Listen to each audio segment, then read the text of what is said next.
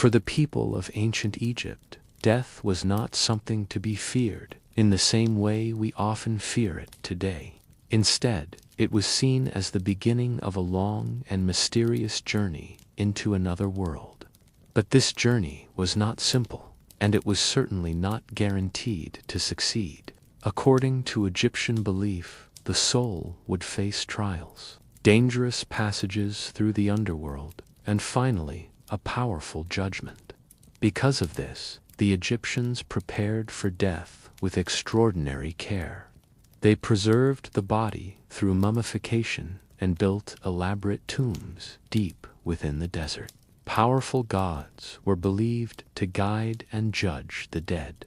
Among them was Anubis, the mysterious guardian of the dead, and Osiris, the ruler of the afterlife, and Thoth, the ibis-headed god of wisdom, who recorded the deeds of the soul. Imagine standing on the banks of the Nile at sunset. The golden light reflects off the water. To the Egyptians, this river was not only the source of life, but also a symbol of the eternal cycle. Just as the Nile flooded and receded, so too did life ebb and flow into the afterlife. The Egyptians believed that without preparation, the soul could be lost forever, wandering in darkness or consumed by chaos. This belief shaped every aspect of culture. Tombs were not simply graves. They were carefully designed gateways to eternity. Every carving, every ritual was meant to protect the soul and guide it safely through the perilous journey ahead. They saw death as a mirror of life. Just as one needed food and shelter here, so too were these required in the afterlife. If you love mythology and history, subscribe, because this channel reveals the secrets behind every myth. Let me know from where you are watching. I want to know how far these stories travel across the world. Returning to the Nile, imagine the silence of the desert tombs. Inside, the walls glow with painted scenes of gods and spirits. The air is heavy with incense, the flicker of torches casting shadows that dance across hieroglyphs. Every symbol is a prayer, every ritual a safeguard, every object a weapon against the dangers of the underworld. Consider the legend of Atlantis, a radiant city with glowing canals, which, like Egypt, faced an unseen, patient entity in the shadows. Life was fleeting, fragile, and uncertain. But the afterlife promised endless existence in the presence of the gods. This is why they prepared so carefully. To them, death was not a tragedy but a challenge, a test of devotion. Only those who respected the journey and preserved the body and soul could hope to pass into eternity. The story of these rituals is about a civilization that believed life was only the beginning of something greater than imagination. The Nile was the axis upon which Egyptian civilization turned. Its waters were not simply a source of food, but the very rhythm of existence. To understand why Egyptians prepared so carefully for death, we must first understand how they viewed life, shaped entirely by the river that sustained them. Each year, the Nile flooded its banks, spreading rich black silt across the land. This cycle was predictable, eternal, and life-giving. To the Egyptians, it was more than agriculture.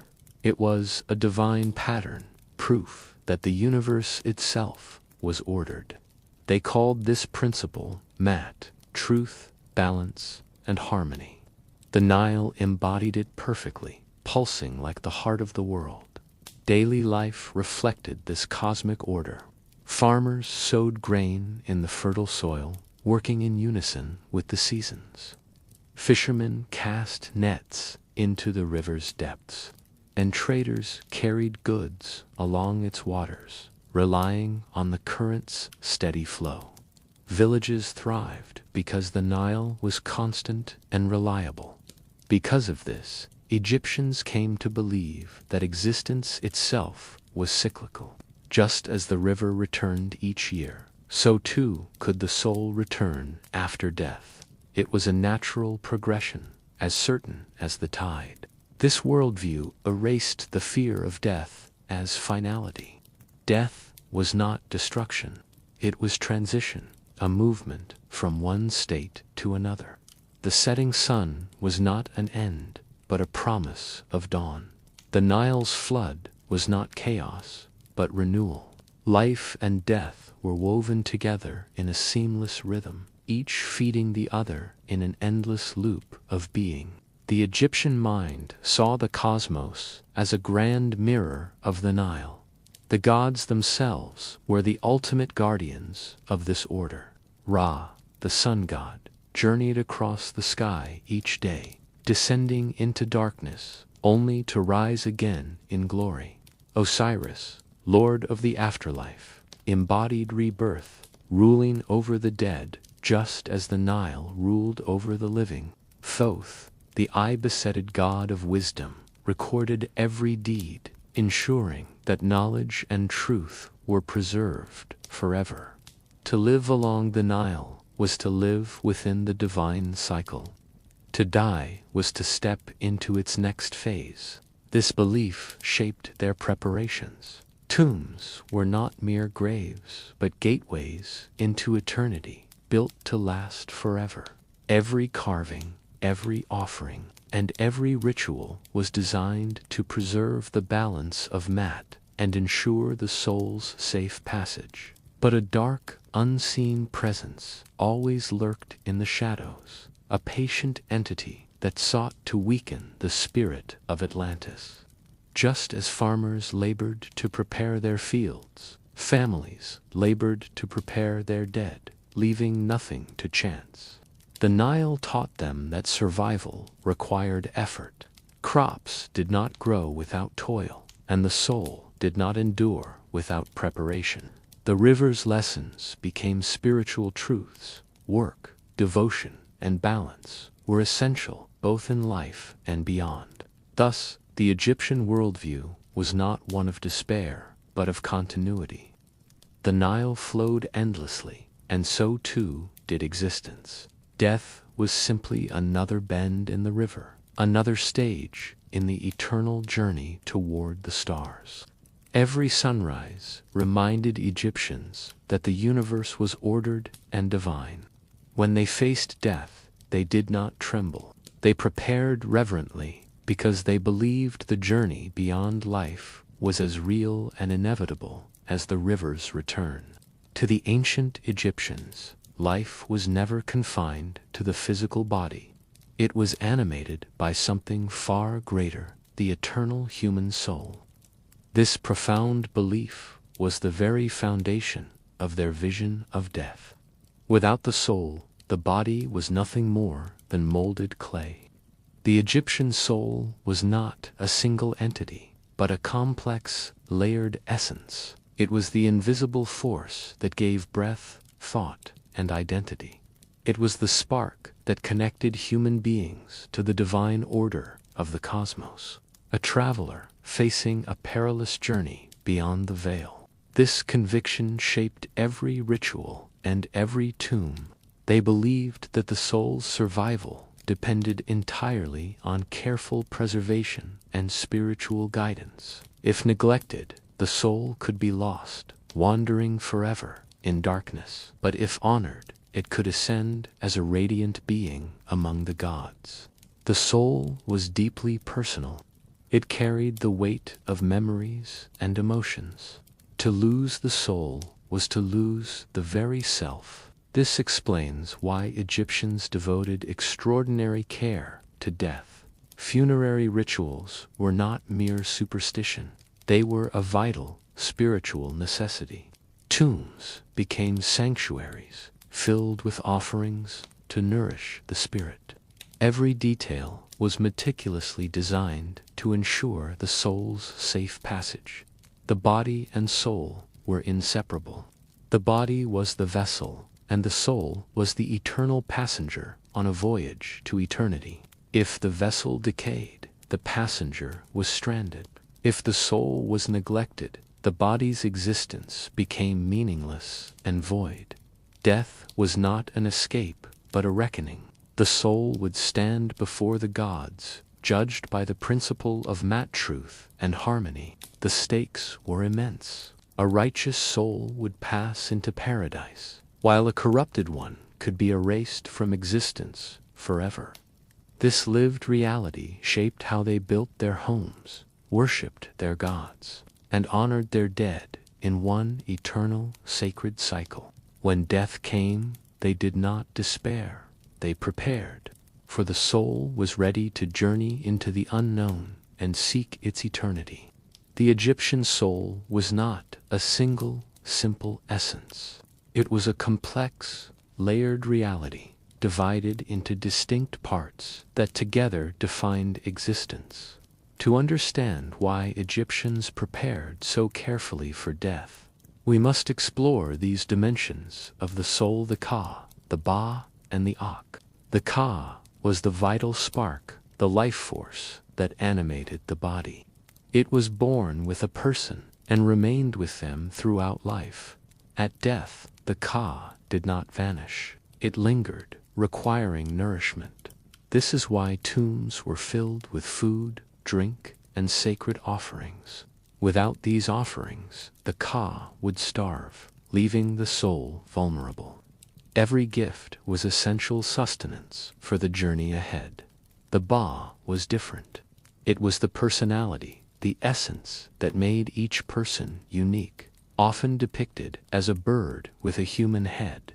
The Ba was free to travel between worlds, visiting loved ones or soaring across the heavens, but it needed the body as an anchor. If the body decayed, the Ba would lose its connection and be unable to return. This made the art of mummification a sacred necessity.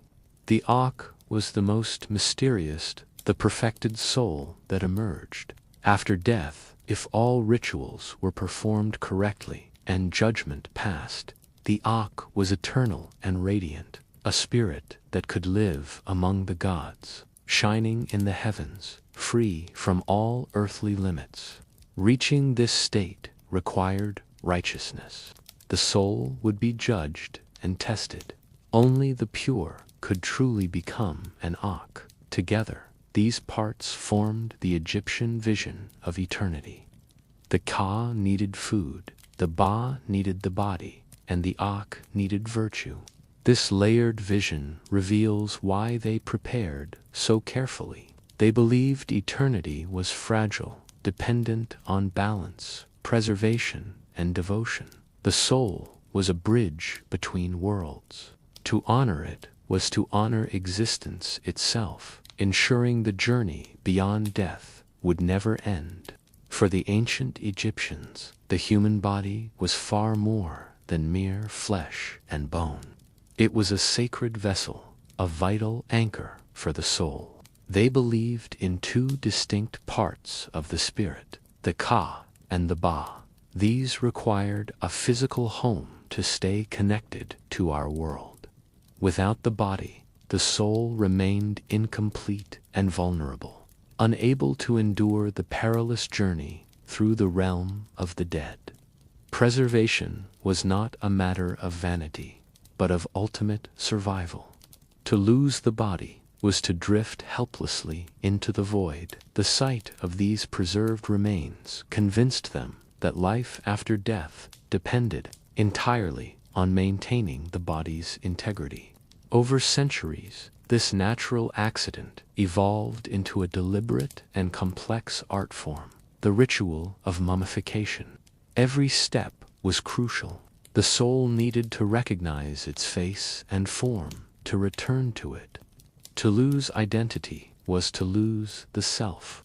Tombs were designed as fortresses. They were not just treasure houses, but sacred vaults built to protect the body from decay and intruders. Thoth, the ibis-headed god of wisdom, was believed to oversee the records of the deceased, ensuring every ritual was performed with absolute precision.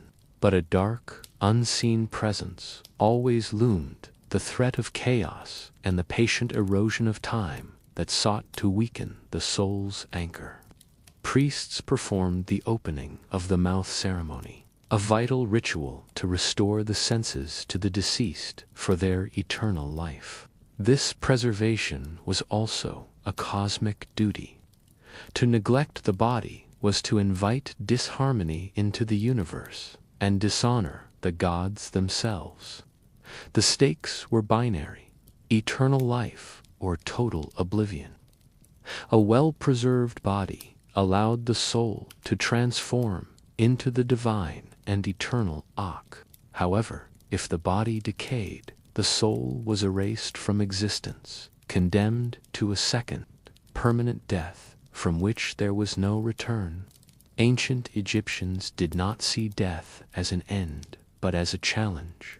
It was a passage that required the ultimate preparation. By protecting the physical form, they believed they were protecting existence itself, bridging the gap between the mortal and the divine.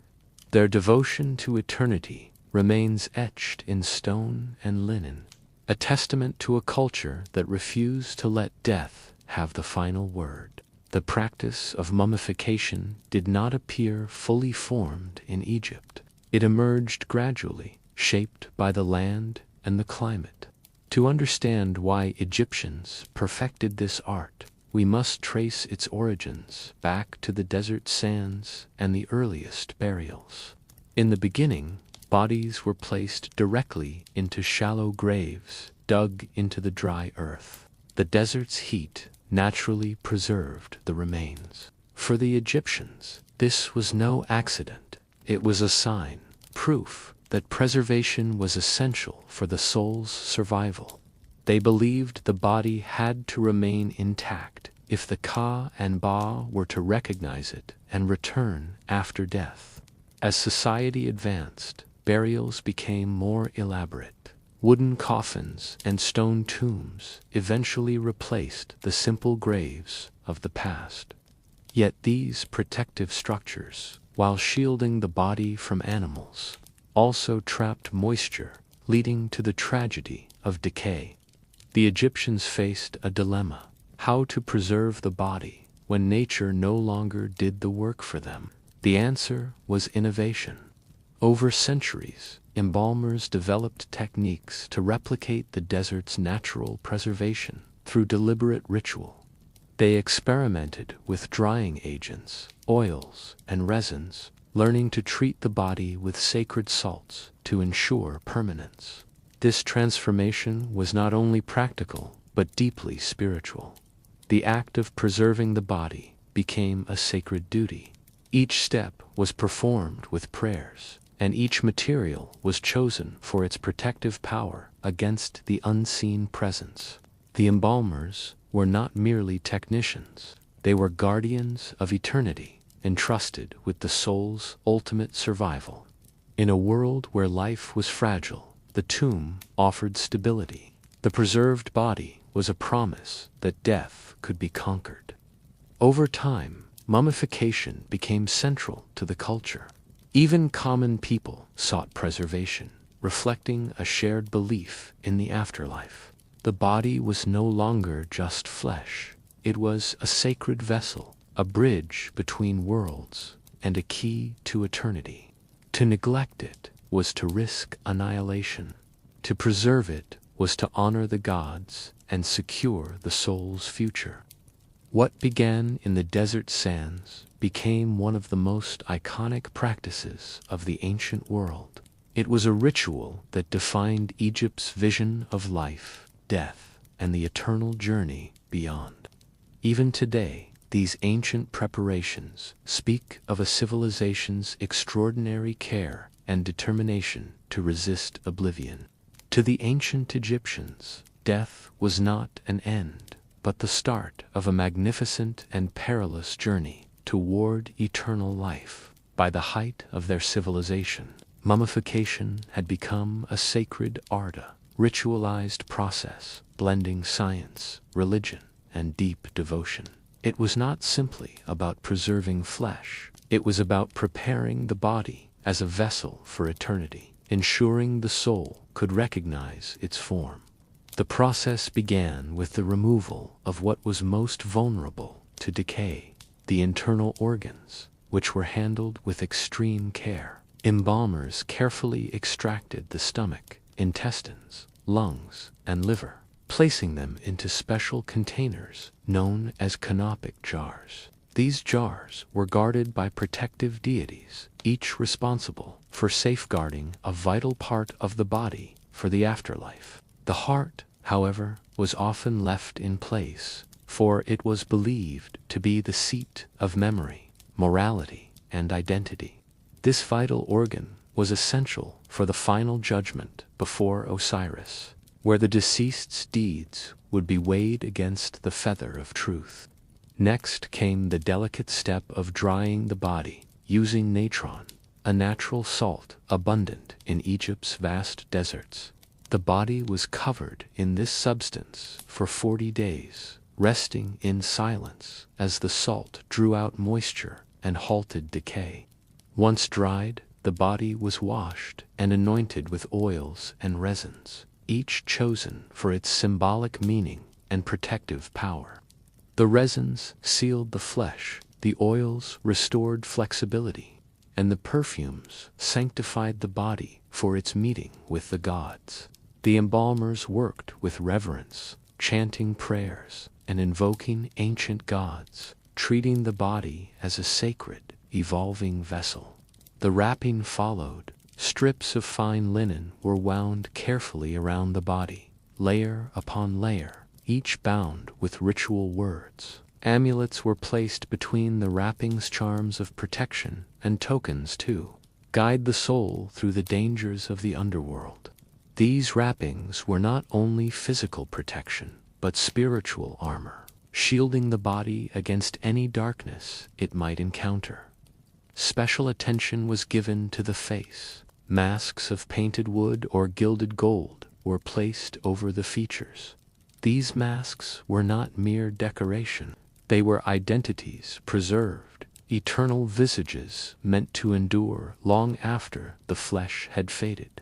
Finally, the body was placed in its coffins, sometimes a nested set of wooden boxes, or even a sarcophagus carved from solid stone.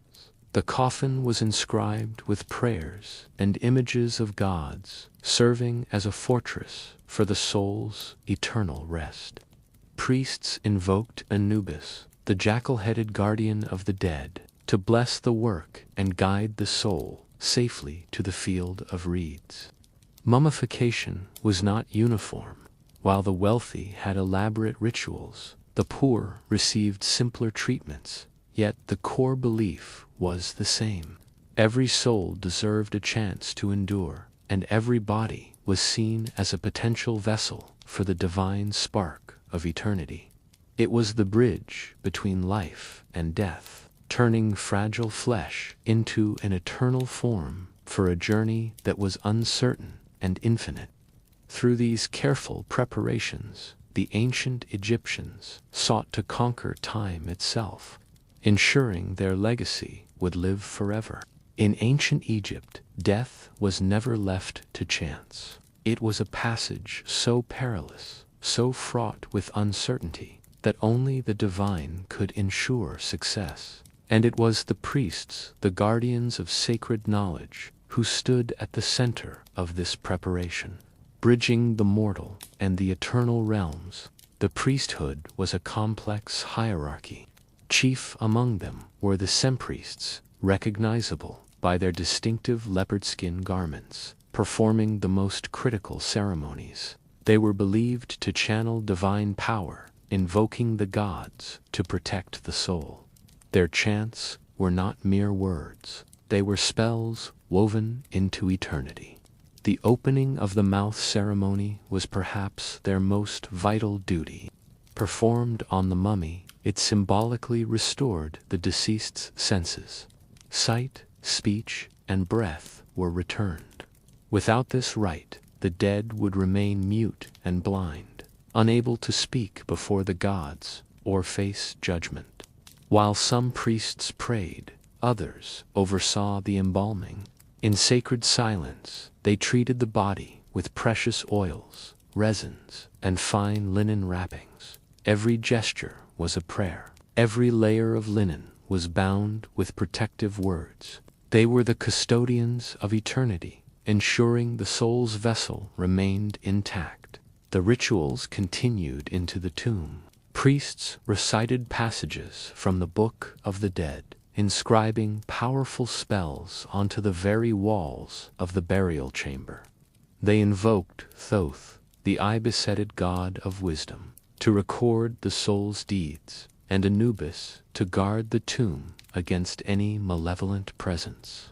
Offerings were essential to sustain the Ka, the spirit of the deceased.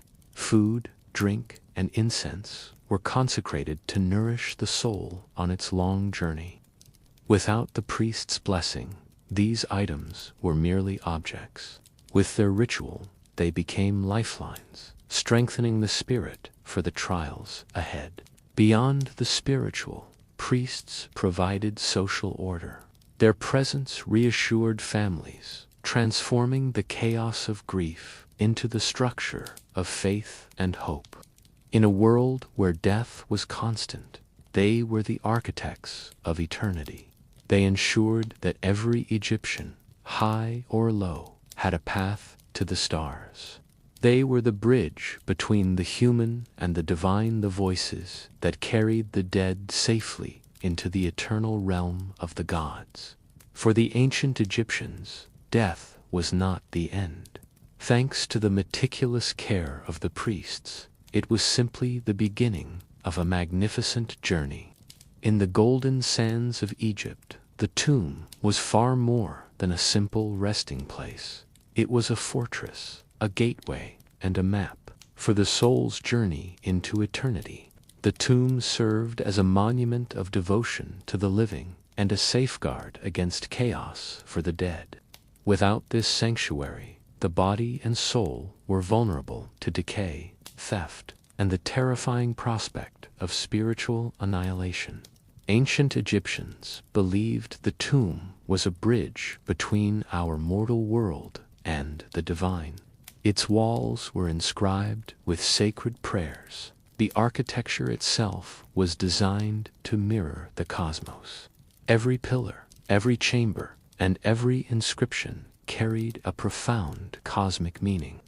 The tomb was not built for silence. It was built to speak to the gods, to guide the traveler, and to protect the essence.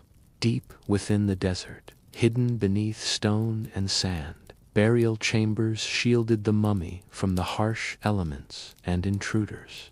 Coffins were nested within coffins, and sarcophagi were sealed with inscriptions. These were the sanctuaries where the soul could rest. But a tomb needed more than stone walls. It required offerings of food, drink, clothing, and tools for the soul's survival. The Ka required nourishment, and the Ba required recognition. Without these necessities, the soul would weaken against the dangers of the afterlife. Neglecting a burial was more than a personal failing. It was an invitation to chaos and a dishonor to the gods themselves. Tombs were essential to Mat, the divine order that sustained the universe. To preserve the dead was to maintain the balance of life.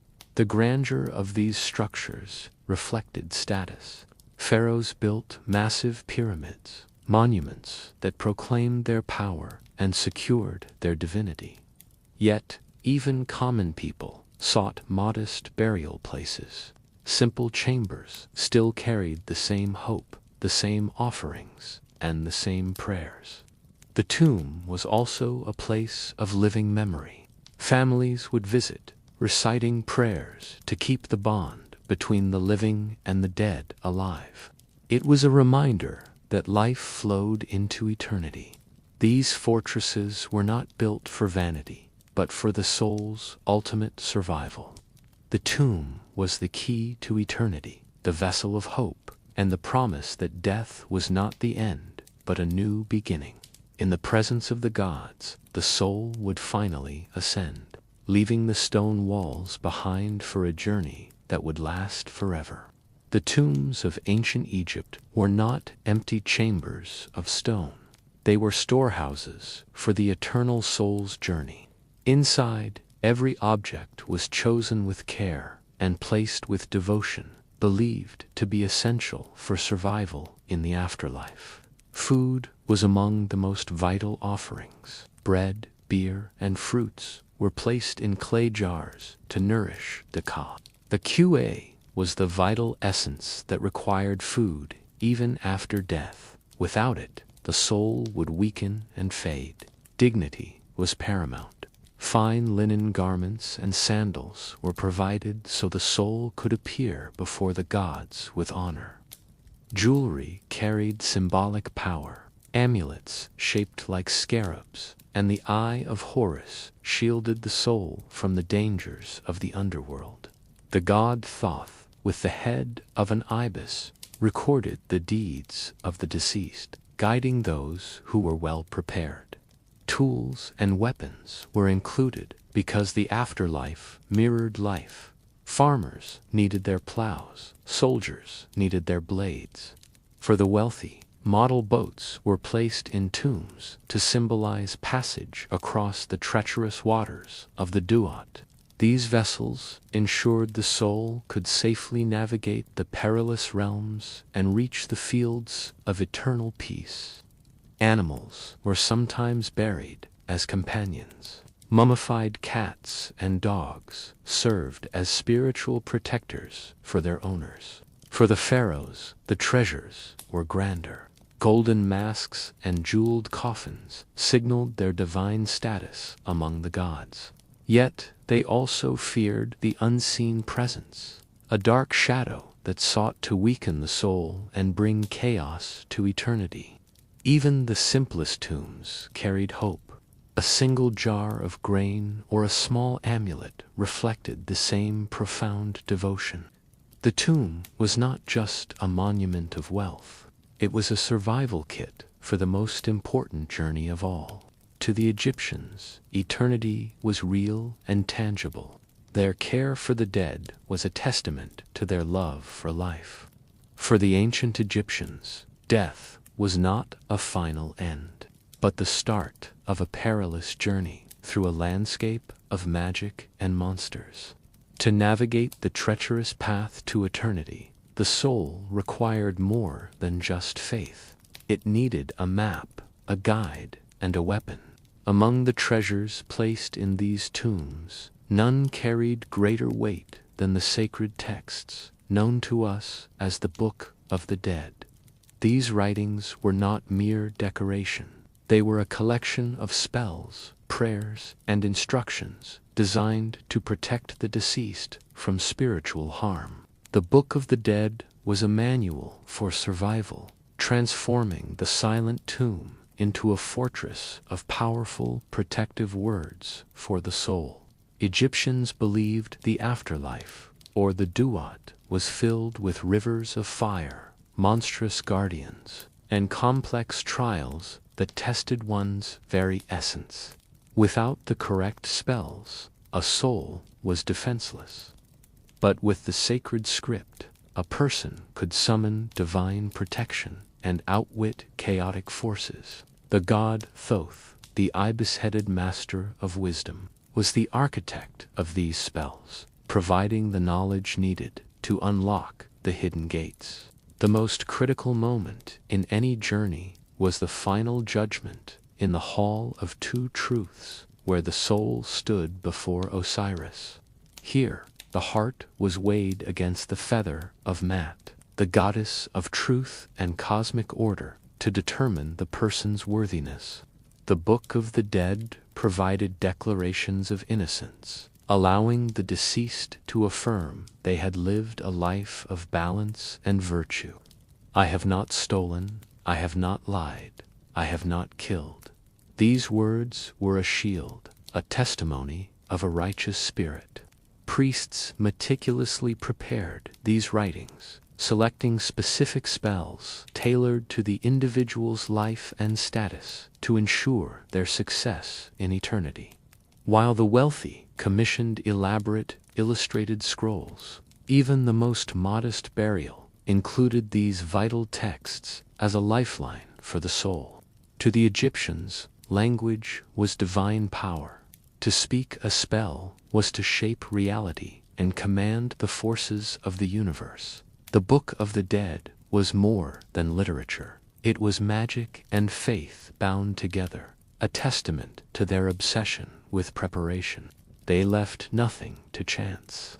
Every prayer and inscription was a safeguard against chaos, ensuring that light would always conquer the dark. Thus, these sacred texts were the most precious of offerings, the key to unlocking the gates of paradise and joining the gods. Through their careful preparation, the ancient Egyptians sought to transform death from a final ending into an eternal, divine existence. For the ancient Egyptians, death was never seen as a peaceful, eternal sleep. Instead, it was the start of a perilous and terrifying voyage. It was a journey through mysterious realms filled with uncertainty, divine judgment, and dangers that even the strongest living men would fear to face. The soul, newly freed from its earthly body, embarked on a passage through the underworld where every single step carried a life-threatening risk. This vast and treacherous landscape was known as the Duat. It was not a paradise, but a terrifying labyrinth of rivers and hidden caverns. In the shadows of the Duat, monstrous guardians, armed with sharp knives and serpents with flaming breath, waited to strike the unprepared traveler. The soul had to navigate this chaos, armed only with the rituals, treasures, and sacred texts carefully placed within its earthly tomb. Initially, the journey began with total disorientation. Without proper guidance, the soul would wander in the darkness, lost for all of eternity. This is why the Egyptians inscribed their tombs with complex maps and powerful spells. They were essential survival manuals for the deceased. The famous Book of the Dead was more than just a religious text. It was a collection of instructions for navigating a treacherous path. Priests recited prayers over the body, believing these sounds would echo into the next world, providing the soul with the courage to move forward. As the soul progressed, it encountered a series of massive gates. Each was guarded by divine beings, demanding secret passwords and sacred declarations. To pass through, the soul had to speak the names of the gods and prove its worthiness through the recitation of secret spells. The god Thoth, with the head of an ibis, stood nearby, recording every word and action of the soul with impartial divine precision. Failure to answer correctly meant immediate rejection. The soul would be exiled into chaos or destroyed by the ferocious guardians of the gate.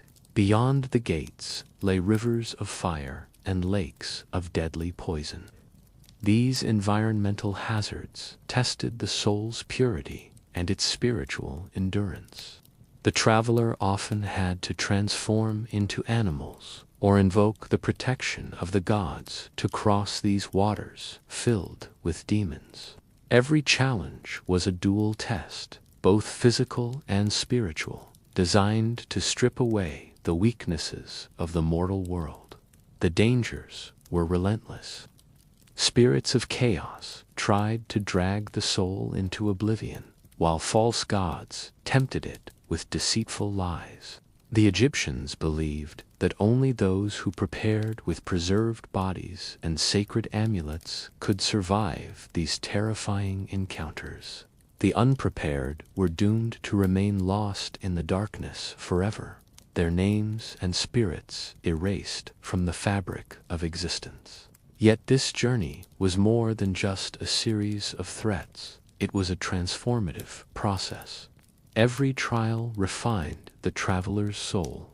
This crucible of danger prepared the spirit for its final destination, the Hall of Two Truths, where the ultimate judge awaited. Inside this hall, the god Osiris sat upon his throne, surrounded by 42 divine judges who would weigh the soul's deeds. Here, the soul faced the weighing of the heart containing the person's life actions, was placed on a great balance. On the other side of the scale lay the feather of Mat, the symbol of truth, justice, and cosmic order. If the heart was lighter than the feather, the soul was declared true of voice and granted entry into eternal paradise. But before reaching this divine moment, the soul had to endure everything the duat threw at it, proving its worth through survival. The Egyptians believed that death was not a guaranteed passage. It was a challenge that demanded extraordinary care and preparation. This is why they spent years building grand pyramids and filling tombs with every item a soul might need for its journey. Mummification was not about vanity. It was a vital process to ensure the soul had a physical anchor to return to during its trials. They believed that without this preparation, the soul would inevitably fail. But with it, it could endure, transform, and ascend. The dangerous journey to the afterlife was the very heart of Egyptian belief, shaping their entire civilization and its legacy. It was the reason for their architecture, their art, and their science. Everything was a preparation for the world beyond. Death was not the end. It was the beginning of a voyage through peril, a passage into eternity that only the prepared could survive. By understanding their preparations, we glimpse a culture that viewed the afterlife not with fear, but as the ultimate test of the human spirit. In the end, their meticulous care reminds us that for the ancient Egyptians, the soul's journey was the greatest story ever told. In the vast pantheon of Egyptian gods, none was more intimately tied to death than Anubis, the jackal-headed lord of the sacred land. With the head of a jackal and the body of a man, he was the guardian of tombs and the protector of mummies.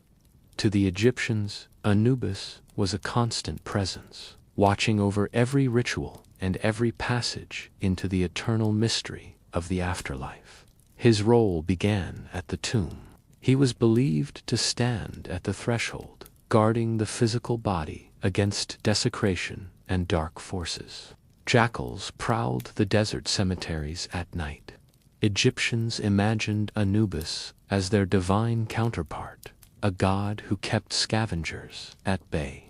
His presence transformed the tomb from a vulnerable chamber into a protected sanctuary where the spirit could rest undisturbed.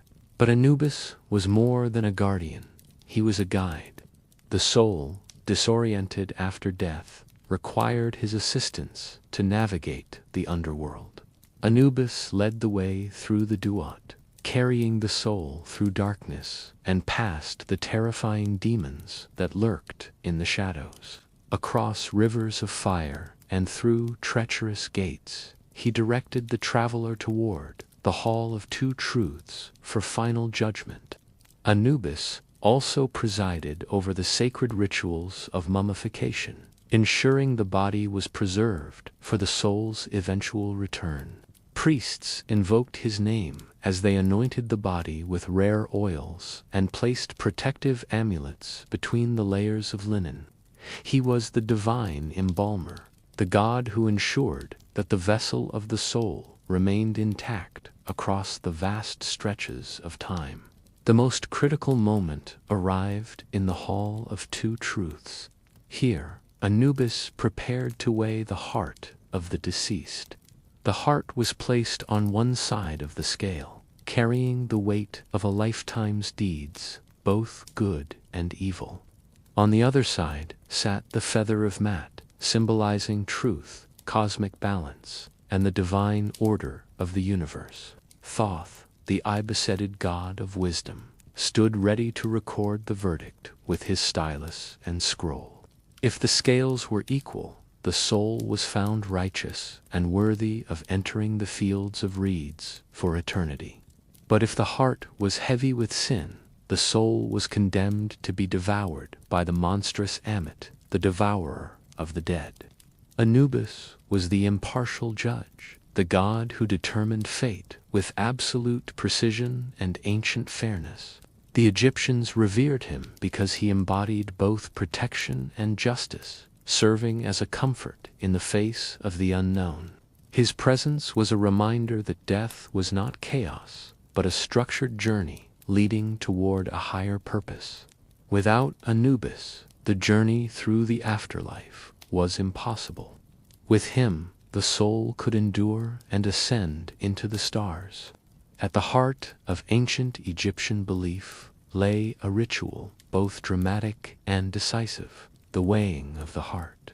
This ceremony was not merely symbolic theater. It was the ultimate trial for every soul seeking eternal life. The Egyptians believed that the heart was the seat of memory, morality, and the absolute truth of one's character. Every action, every word, and every secret thought spoken in life was believed to be inscribed upon it forever. Unlike the physical body, which was preserved through mummification, the heart carried an unalterable record that could not be disguised. In the Hall of Two Truths, the soul stood before Osiris, the lord of the afterlife, to face its final reckoning. Accompanied by Anubis, the impartial guide of the dead, the soul approached the great scales of justice. Thoth, the ibis-headed divine scribe, stood ready to record the verdict with his stylus and papyrus. On one side of the scale rested the heart of the deceased. On the other, the delicate feather of Mat. Mat represented the goddess of truth, cosmic balance, and the divine order that kept the universe in harmony. The ceremony was stark in its simplicity, yet the consequences were terrifyingly absolute for the trembling soul.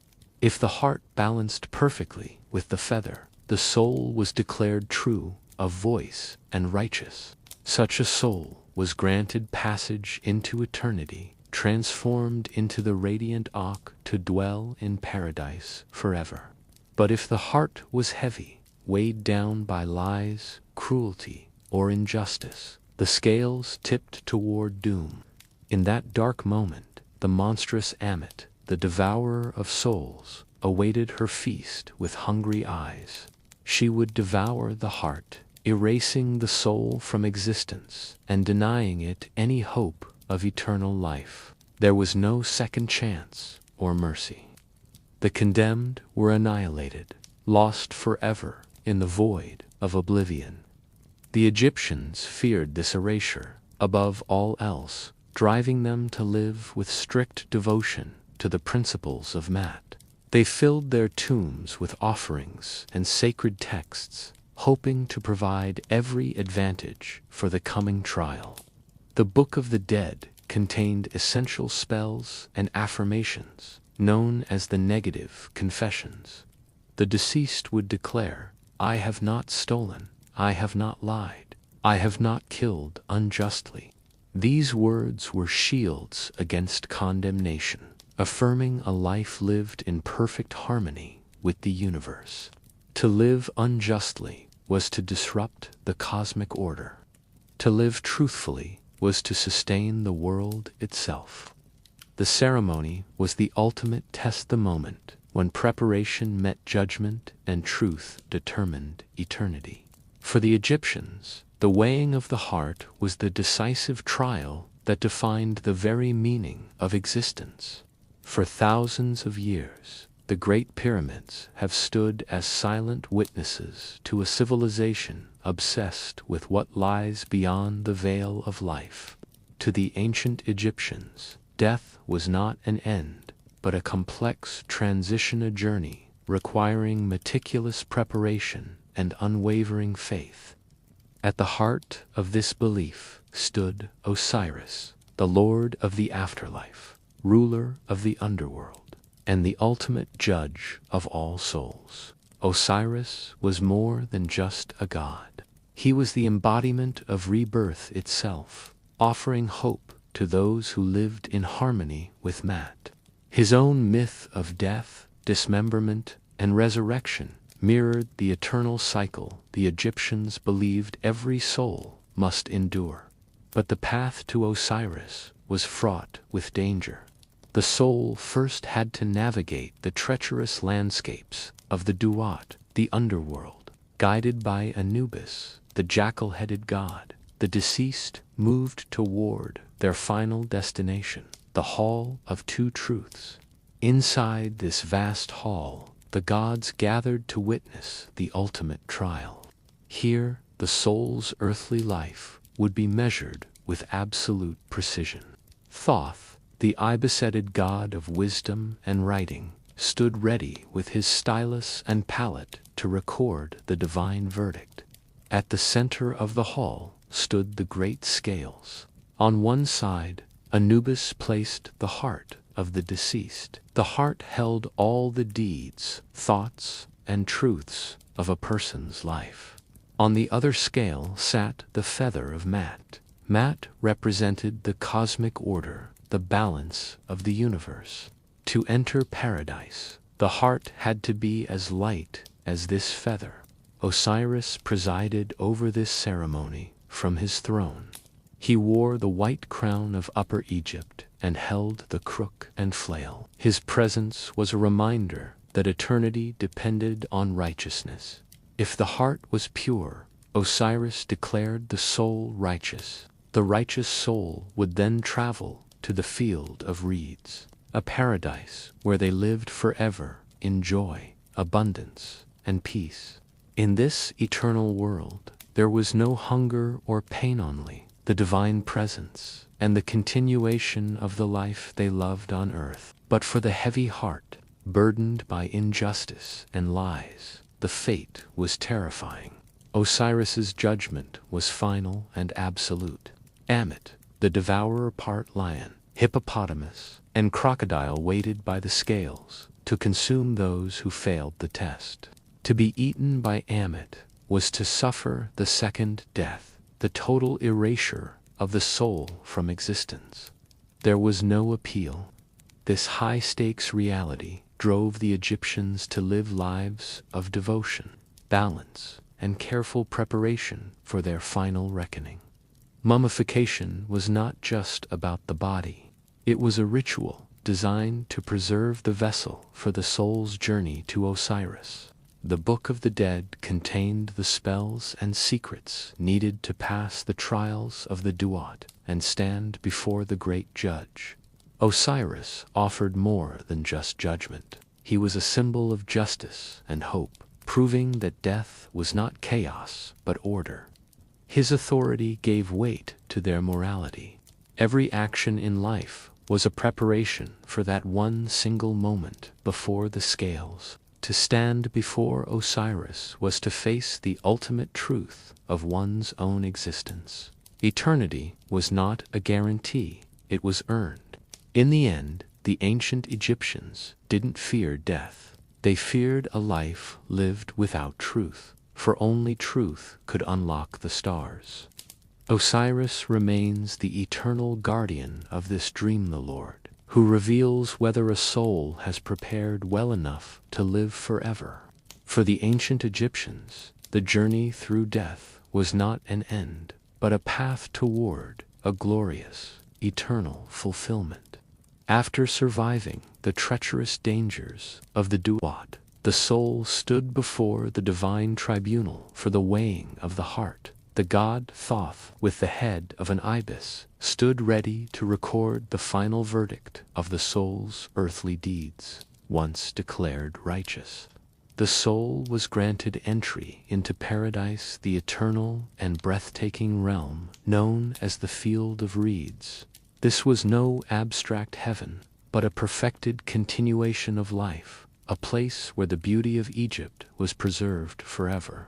In this sacred land, the soil was always fertile, the harvests were endless, and the waters of the Nile remained pure. The righteous soul lived here in perfect harmony, finally free from the burdens of hunger, disease, and the suffering of mortality.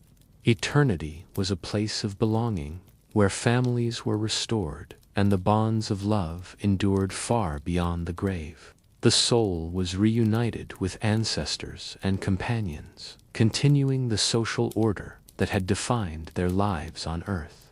Even work existed in the field of reeds, but it was transformed into a source of joy and effortless fulfillment. Fishermen cast their nets into rivers teeming with abundance, while artisans practiced their crafts with a heart free of toil. The gods themselves walked among the righteous as the soul lived under the eternal protection of the great lord Osiris. Some souls joined the sun god Ra on his solar bark, traveling across the sky in a cosmic cycle of rebirth. To become an Ak was to be a radiant spirit, shining among the stars, liberated from all earthly limits. The offerings left by the living food, drink, and treasures manifested in paradise to sustain the soul forever. Priests performed sacred rituals and inscribed powerful spells from the Book of the Dead to protect the traveler.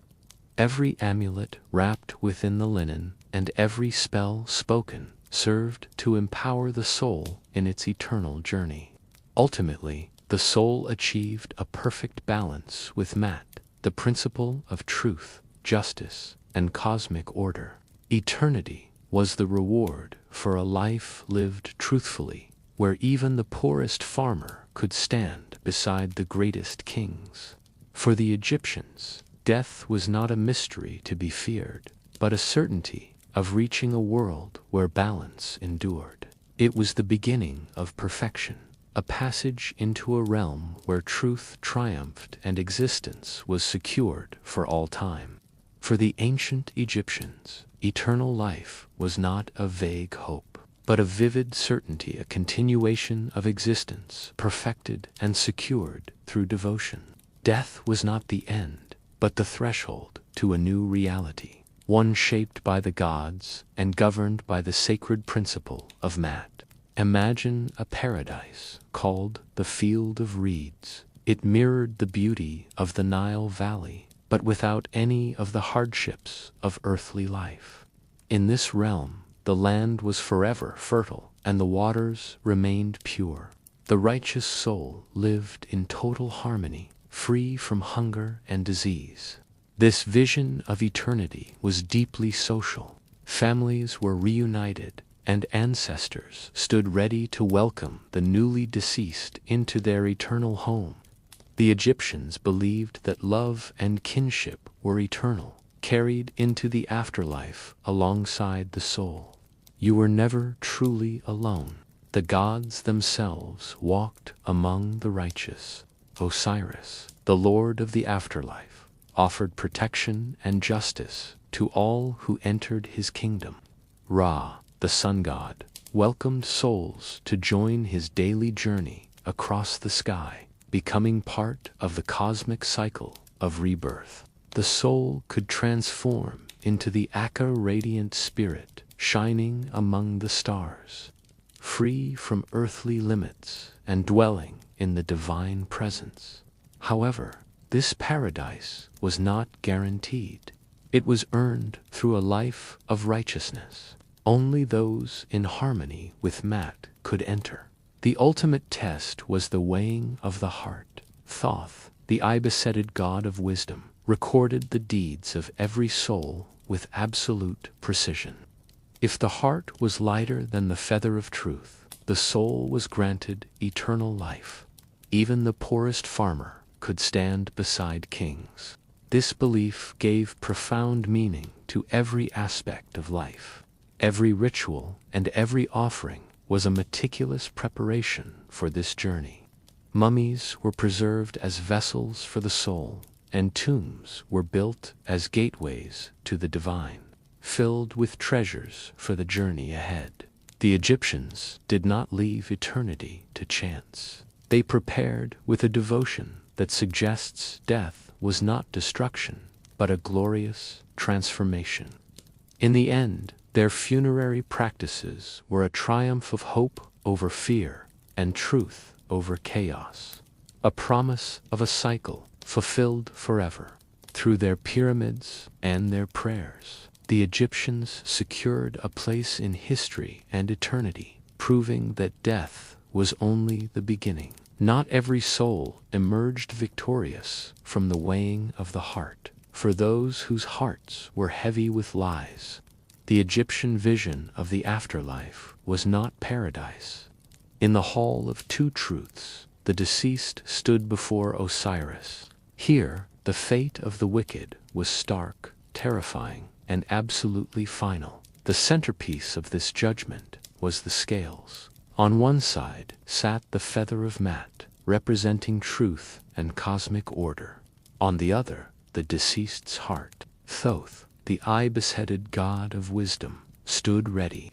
With his stylus and palette, he prepared to record the final verdict of the soul's earthly deeds. But nearby lurked a horror. Amitha, devourer, part crocodile, part lion, and part hippopotamus. She waited for the hearts burdened by sin and injustice. When the scales tipped against the soul, Osiris pronounced judgment. The heart was cast to Ammit, who consumed it, erasing the soul from existence forever.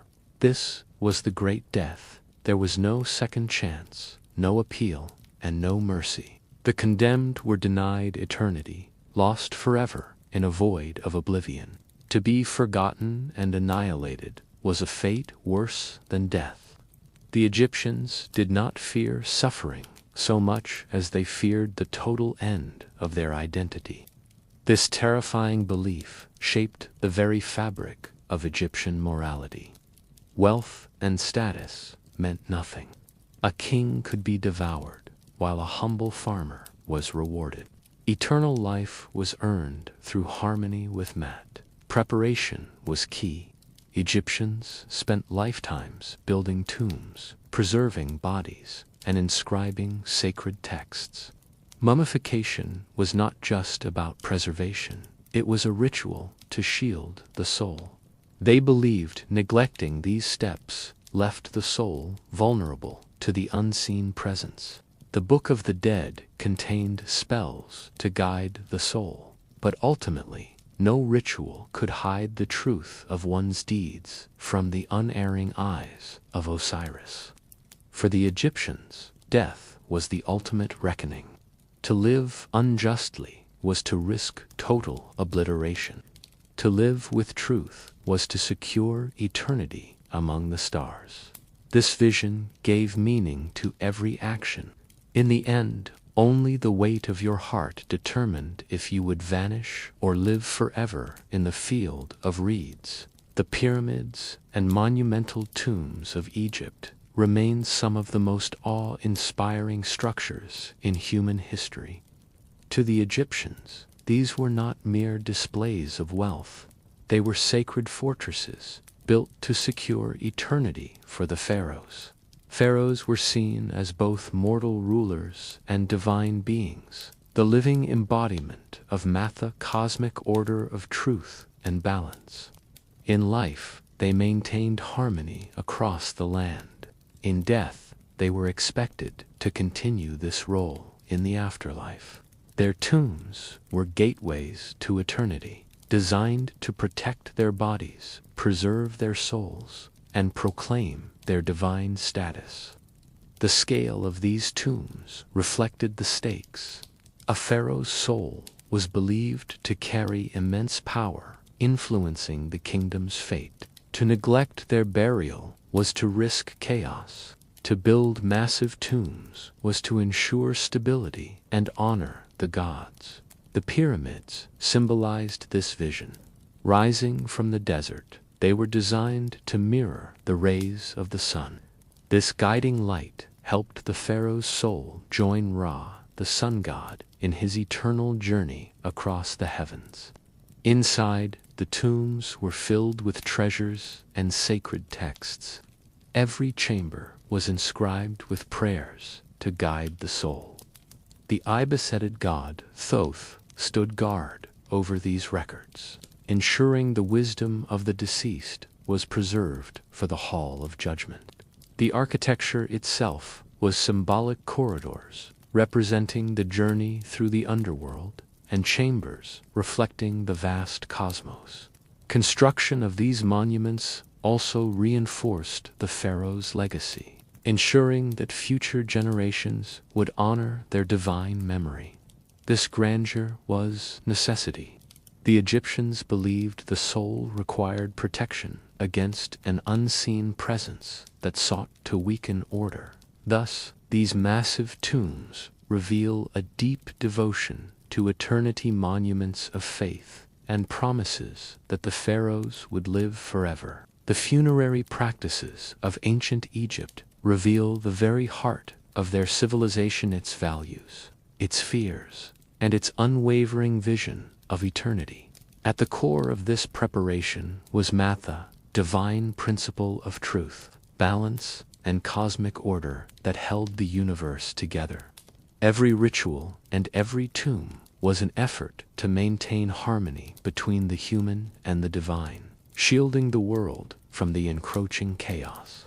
In a world where life was as fragile as a desert reed, the Egyptians sought permanence through the meticulous preservation of the body.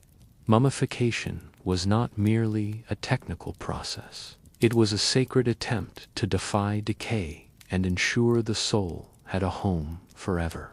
Their monuments, built of stone to last for eons, were the ultimate resistance against oblivion, asserting that existence could indeed endure. But wealth and power were not enough to secure a place in the afterlife. The Egyptians believed that only righteousness could open the gates. This led to the weighing of the heart, where the soul's purity was measured against the feather of truth in a final divine judgment. The god Thoth, with his ibis head, stood ready to record the verdict, ensuring that justice was served regardless of one's earthly status. This belief gave profound meaning to daily life. Every action was a weight on the scales, reminding everyone to live in harmony with Mat. Their devotion to detail was extraordinary. Tombs were not just resting places. They were intricate cosmic maps designed to guide the spirit. Sacred texts were written on the walls, acting as weapons against the chaos and traps that awaited the deceased in the duat. The Egyptians saw death not as a tragic end, but as a passage crossing of a river into a world that mirrored their own, but perfected. They lived with eternity in mind, shaping their art and architecture around the promise that truth would ultimately triumph over death. They transformed the fragility of life into the permanence of immortality, building a legacy that still speaks to us across 5,000 years. In their devotion to the beyond, they built a culture that refused to be forgotten, proving that their vision of forever was more than just a belief. The Egyptians remind us that a civilization is measured not just by its power in life, but by its vision of what lies after. Their story closes with a powerful message. Death is not the end, but the beginning of an eternal journey into the light.